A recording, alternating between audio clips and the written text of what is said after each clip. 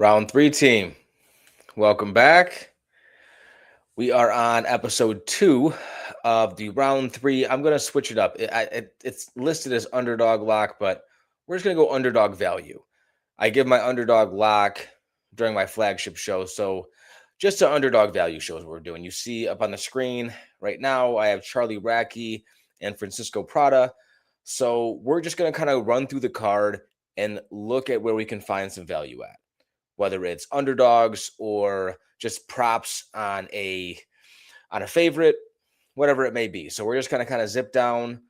I'm not going to take too much of your time, but this is something I'm going to do every Thursday. Going to come at you, spend at least 20, 30 minutes or so, and just see what we can find. So let's dive right into it. Charlie Racky, Francisco Prada. We have Charlie Racky at a minus 184 and Francisco Prada at a plus 146. So I am personally on Charlie Racky in this matchup. I just like the experience and just where he kind of, I know he's had some ups and downs in the UFC, but I think it's just a little bit too much for Prado. So if you're asking me where the value is at in this fight, I would say it's Charlie Radke by decision, which is sitting at a plus 160. So if you're going to do anything on this fight, that's where I would go. And I really wouldn't look any other way. So on to the next fight. Honestly, one of my favorite fights on the card, Kelvin Gastelum and Vicente Luque. I mean, we've talked about it a couple times now this week. I even dropped a little short on, which Kelvin Gastelum is going to show up. Taco Tuesday Kelvin Gastelum or the one who's lean and locked in. Regardless of which one it is, I think either one of those versions still beat Vicente Luque. Luque's just taken too much damage. I mean, they're both 34 years old, but Luque's 44 in fighting years. This guy, he's absorbed so many significant strikes throughout his UFC career. And I mean, he's had that brain bleed, I want to say, after the Jeff Neal fight. It's time. I know he fights out of Kill Cliff, I want to say, and they're out of Florida. This would be a perfect time, win or lose, for Vicente Luque to put the gloves down, in my opinion. But if you're asking me where the value is on this fight, I am going to say it is Kelvin Gastelum by knockout, just to give you the line, because I didn't want to pull up just the best odds and all those websites, because I wanted you guys to kind of get some visuals on who I'm talking to. I'm a visual person, so that's kind of how I wanted to run it. Kelvin Gastelum is a minus 300. Believe it or not, one of the biggest favorites on the card. This is a very, very tightly priced card, which is why I wanted to go through the entire card, honestly, because there's so many good matchups. But Kelvin Gastelum's a minus 300. Vicente Luque is a plus 235. And I feel like it's warranted.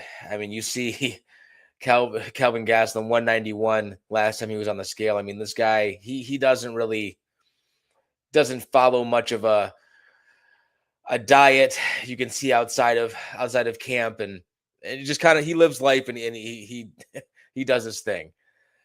This is a matchup where I feel he can knock Luque out. I think they're going to play pitter patter and kind of be measured and just give that veteran respect for the first round or so, and then I think they're going to gotta hear some boos and they're going to start throwing hands, and I think that's when Vicente Luque is going to get caught with a counter and he's going to go down.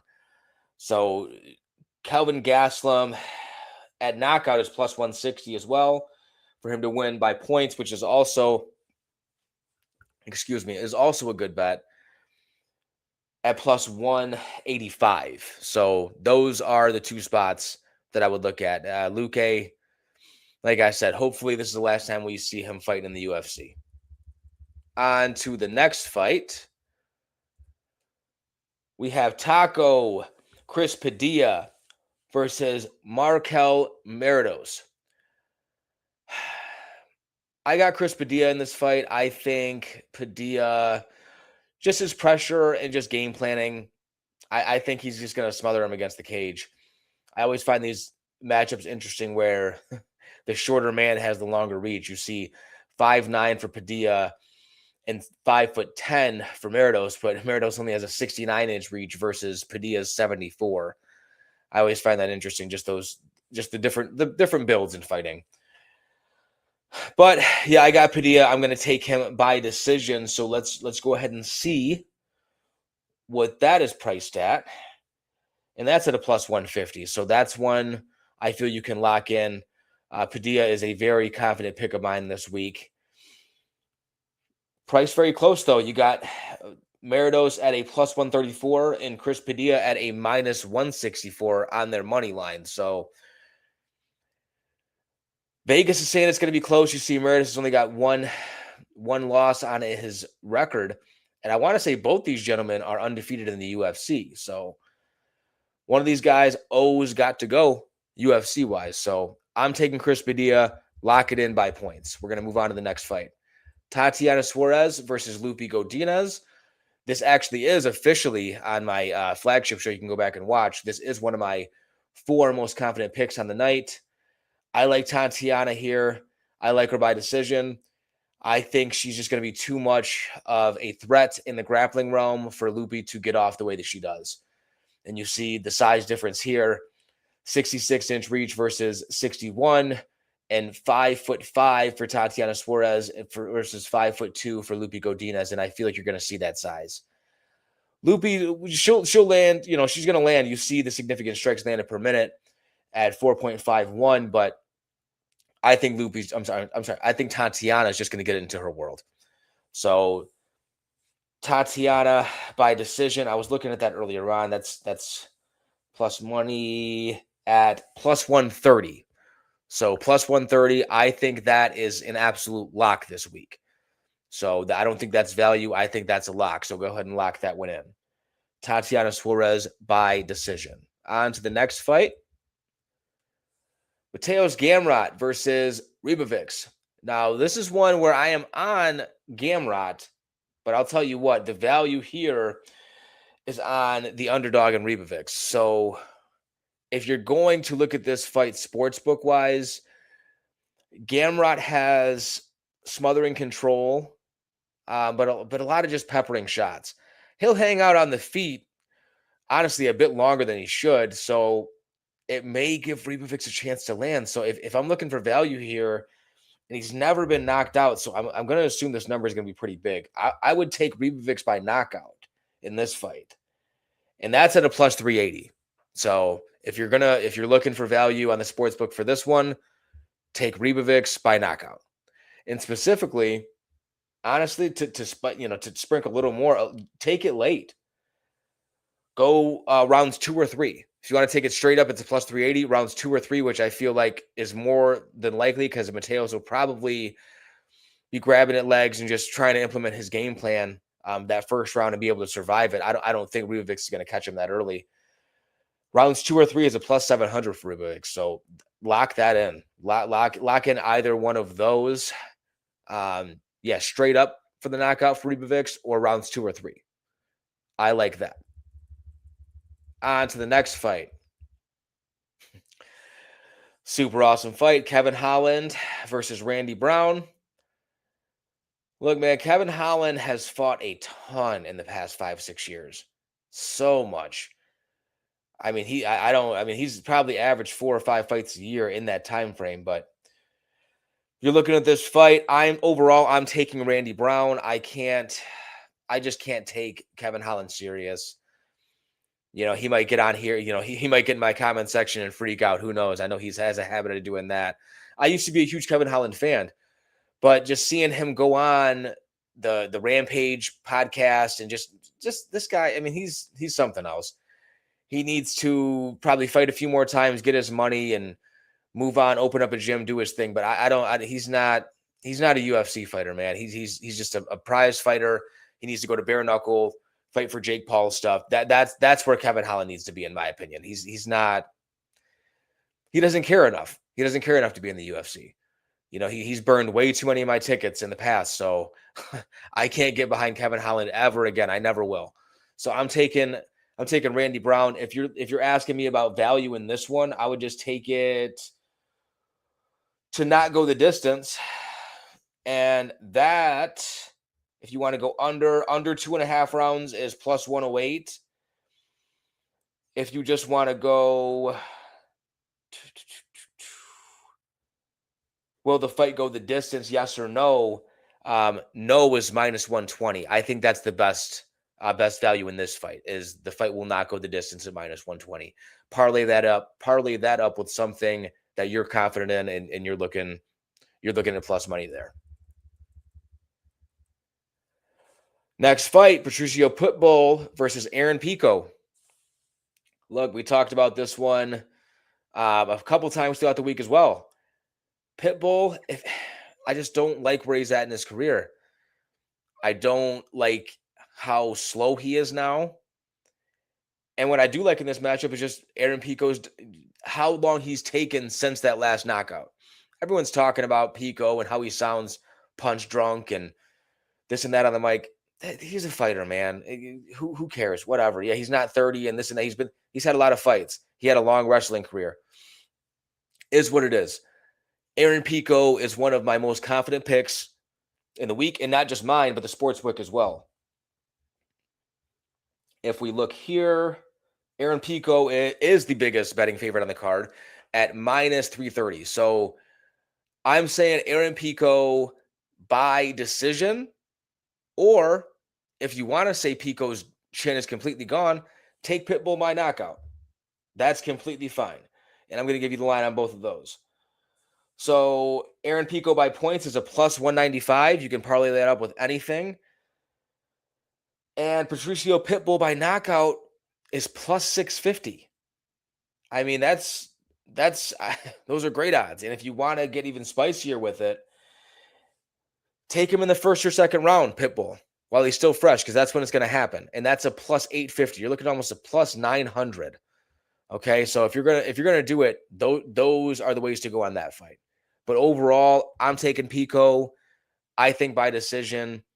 I don't think this is going to be that competitive. I think he's going to take Pitbull down at will, and Pitbull's going to be looking gassed midway through the second.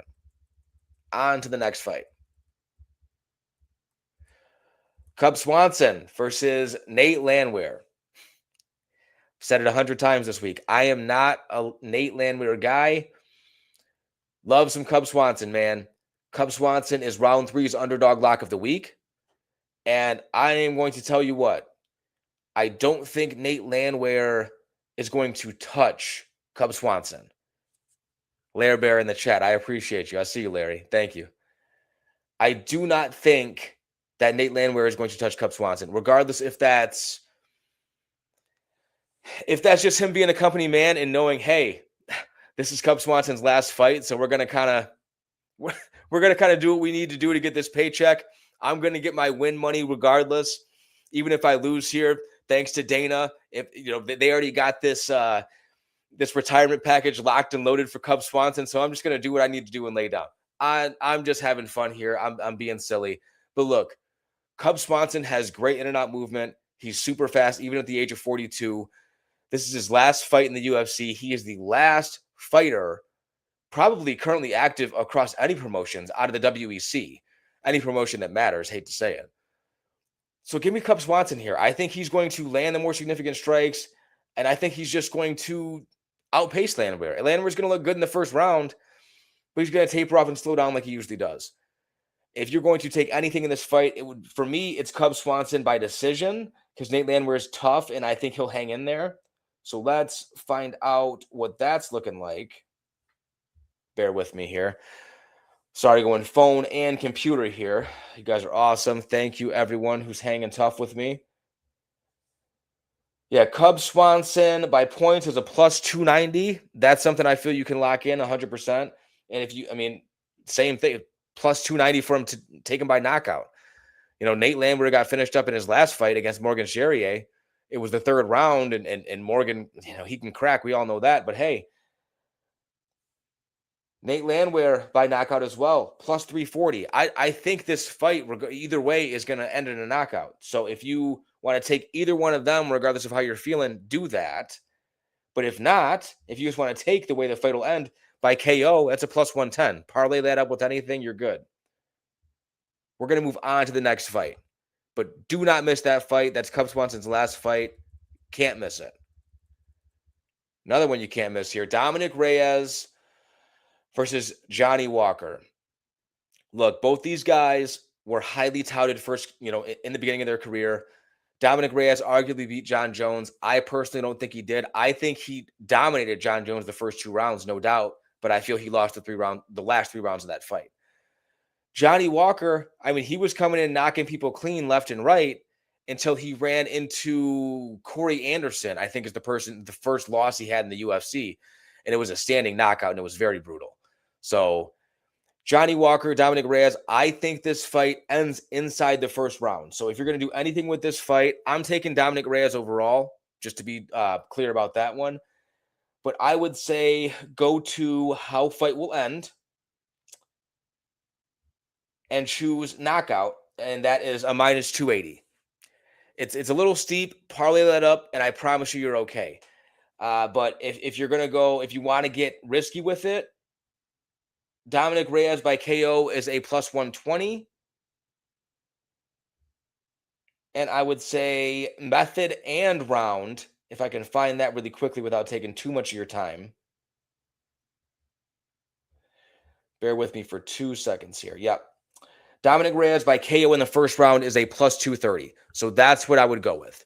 If you're going to go with anything in this fight, go Dom Reyes, first round KO, plus 230, lock it in. On to the next fight, which I want to say is the featured bout now, I believe. Curtis Blades, Josh Hokett. Look, man, Josh Hokett he's the new character in the UFC. He's the Macho Man Randy Savage. I mean, he had a little bit of an awkward press conference earlier on today. If you want to go back and watch those highlights of the presser, you can. The guy is doing what he can to make noise and make some money, and you got to respect it. I want to say a 2-time national, Division I national wrestler, national champion wrestler. I mean, this guy, Josh Hokett, can wrestle, man. He can grapple. And Curtis Blades is on the tail end. I mean, you see he's 35, Josh Hokett's 28. But the thing that's really interesting about this fight is if you look at the rankings, Josh Hokett is ranked in the 40s, in the top of the world. And Curtis Blades is in the top 10. So you got someone ranked, I don't know, 40, 45. And thank you for everyone in the chat. I appreciate you guys rocking with me. This is round 3 Underdog Value Show. We are 2 fights away from the top. Going to be here every Thursday, just kind of running down the entire card, looking for value, whether it's the underdogs, whether it's the favorites, just kind of trying to find value where we can on the card. So back to the breakdown. Sorry, Curtis Blades is just someone who he's just somebody he's absorbing damage terribly later on in his career. I want to say he got the win in his last fight against Big Riz, but he arguably lost that fight. It was a split decision, if I'm not mistaken. And Josh Hokett's on a tear. Josh Hokett is on an absolute tear, man. This guy's fun. He's aggressive. And he has the exact style that Curtis Blades has a hard time with. And that's someone who comes out on fire in the first round.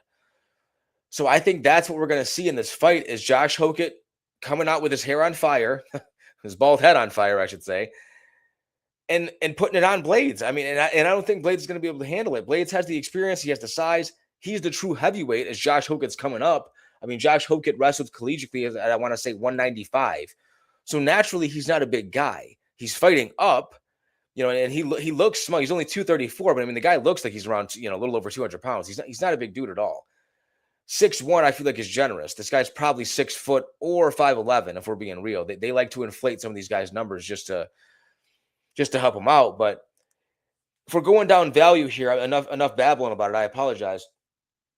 If we're looking at value here in this one, Hokett's the underdog, so just take him straight up. Take Hokett straight up. You want to get silly with it? Sure. Hokett by KO is plus 260. Absolutely. I don't know what this fight's going to look like outside of the first round. I definitely don't. I'm here. Yeah, the wife thing. Yeah, definitely not. Yeah, definitely not 6 feet. Exactly. He's not. I saw a little clip of him walking by Carlos Alberg and kind of messing with him, grabbing his arm. Oh, you should move up to heavyweight. He looked tiny. And I know Ulbricht's 6'4", but trust me, he did not look. He looked like I'm 5'9", 5'10". He looked my height. He really did. So yeah, it's going to be interesting to see these guys match up at the face-off tomorrow. After at the weigh-ins, it's gonna be fun. Curtis Blades is tired of this guy's antics, and he's ready to get in there and punch him in the face. So this was on my fights to watch. I had about 7 or 8 of them on my flagship show. I kind of it's half the card. I mean, it's going to be a super fun card. There's so many fights on this card that are priced so close. So I'm excited to see how they all play out. But yeah, I would say take Josh Hokett straight up. I would say take him by KO. Those are 2 good bets. And if you want to take him by method and round, oh goodness. Josh Hokett by KO in round 1 is plus 650. I think that's live. I really do. If you're looking at the other side of it and you want to talk about Blades, I like him. Let me see if I can find it. Yes. I like Blades by round 3 or decision if you're going to do Curtis Blades. And that's sitting at a plus 200. I think if you're going to go Blades way, that's it. He's got to survive that first round in that storm against Hokett.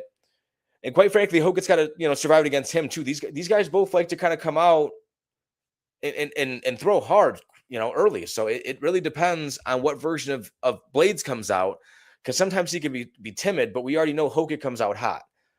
So enough talking about that fight. That's where I see the value. Just take Hokett straight up. Honestly, if you're looking at anything, in my opinion, just take Hokett straight up, and you're not going to be upset.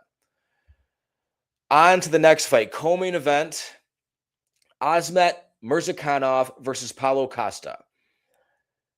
I've heard a lot of people on Paulo Costa this week. Look, I love Mirzakhanov. I think Mirzakhanov can give Paulo Costa his second knockout loss in the UFC, if you ask me. I mean, this guy, he comes in just ready to go. He's a true fighter. As where I feel like Paulo Costa is just more of a, I don't know, just, I mean, you see him. Look at him on the screen here. He's, he's ready to, he's like an Abercrombie and Fitch model. I mean, that's how I look at Paulo Costa. He fights well. He's a good fighter. He's great. He's durable. He gets in there, but he's not disciplined. He's disciplined as far as taking care of his body and looking nice, but as being a fighter, no. I mean, he's all over the place. He's a 185er fighting up at 205, and everyone's wanting to act like, oh, he's going to have the energy, this and that. No, Paulo Costa always looks good coming in every fight. So you can't do the scale and the eye test with him. I don't think that's how you base or judge a Paulo Costa fight. You have to see Paulo Costa after the first round. Period. You got to see him in the octagon and see how he's acting. If you get the Paulo Costa who's skating along the octagon cage and just hanging out on the outside and just okay with losing a fight comfortably, like we've seen him do against Sean Strickland, against Whitaker, against numerous people, then that plays right into Mirzakhanov's hands. Mirzakhanov's going to cut the cage off. He's going to come forward and he's going to land power shots. Period. Everyone wants to talk about low volume. Mirzakhanov lands over 4 significant strikes a minute. Period. And Paulo Costa absorbs north of 6 significant strikes a minute. They don't have that listed on this, but I looked it up. I promise you, I've been doing my homework. Paulo Costa gets hit a lot. A lot of that comes in 5-round fights. I'll give him that. But if he's not coming forward and throwing volume, he's going to have no chance in this fight. But the thing is, if he does that, he's going to get countered. And he knows that. So it's going to be interesting to see how this fight plays out. I'm saying you take Mirzakhanov by KO or decision. You go down to double chance and you find Mirzakhanov by KO or decision, and that's a minus 195. It's not great. You got to parlay it up, but that's where I feel the value is in this. A lot of people are on Paulo Costa. If you want to take Paulo Costa, I would say you can take him by decision. Paulo Costa by decision is a plus 500. Sure. Mirzakhanov, he tails off. He gasses a little bit, later on in fights. You want to take a waiver on that? Absolutely. If you want to even get sillier with it and you think, okay, I love Paulo Costa, and Mirzakhanov, he's a gas bag. He's not going to be there in the second and third round. All right, cool. Paulo Costa by knockout in the second or third is a plus 800. If you want to go that route, I'm telling you, take Mirzakhanov straight up, parlay it, or take him by knockout or decision. Paulo Costa is extremely durable. I wouldn't put too much on just a straight up knockout. On to the next fight, which is the main event of the evening. Yuri Prohaska versus Carlos Ulberg for the light heavyweight championship. Awesome matchup. I am so happy that the chips fell the way they did and we got this fight. You see the way they match up physically. If you can't quite see it on the screen, I'll just go down for you. Carlos Ulberg, 6'4", Yuri Prohaska 6'3", both sitting right at 205, and they both fill the weight out perfectly. Like they are both true 205ers. Carlos Ulberg is a bit older. This is his shot, man. He's 35 years old, right? Yuri Prohaska is 33, but Yuri's had a couple cracks at gold already. He fought for the belt twice. He's fought for the belt 2 or 3 times. He won it against Glover in a war where he got that late rear naked choke. And then he lost his belt right after that against Pereira, if I'm not mistaken.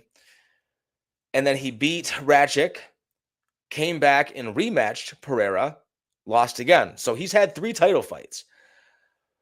But that's not going to deter him. He's not a guy who, he's not hungry anymore. No, Yuri's going to come out here hungry. But the thing is, the way Yuri comes out is very reckless. And he's going to have that chin hanging out there. His hands are going to be down. And he's going to be getting touched and touched and touched. And the more he gets touched with punches, the less defensively responsible he's going to become. And that's what I worry for in this matchup. So if we're talking about the lines here, we got Carlos Ulberg, and I'm on FanDuel with this, all right? We got Carlos Ulberg is a minus 102. So he's priced as the underdog right now. This has basically been even money. You can call it even money. But if you want to get technical, Carlos Ulberg's the underdog at 102, minus 102. Yuri Prohaska is minus 125. Okay, so when you got 2 minus numbers, you call that pick'em. We call it pick'em. We call it even money. So if you're asking me, you take Carlos Ulberg by knockout in the first 3 rounds. That is priced at a plus 260. That's how you get value out of this fight. Other side, you're looking at Yuri. We all know he's a wild man. We all know he can take a punch, right? So you're saying, no, Yuri's no. I'm on Yuri. He ain't gonna get knocked out by Ulberg. This guy, he's got nothing. He's gonna be there in the 3rd, 4th, and 5th like he always is. Okay, I respect that. 3rd, 4th, or 5th for Yuri, plus 460. Lock it in. Those are the 2. This fight's not going the distance, guys. This fight is not going the distance. So if you want value, you take Yuri late, you take Ulberg early. Those are the 2 ways that this fight goes. I promise you that. Okay? So if you're asking me where, I'm going to give you 3 favorite spots. I got 3 people rocking with me, and you have been for a while, so I appreciate you. So I'm going to give you guys my 3 favorite spots on the night before I go. I like Ulberg by knockout, just flat out. And we'll go up and look what that is. Ulberg by knockout, straight up is a plus 195. Lock that in.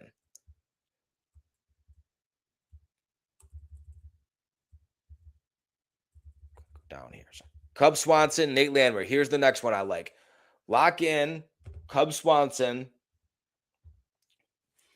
by decision at a plus 290. Love that.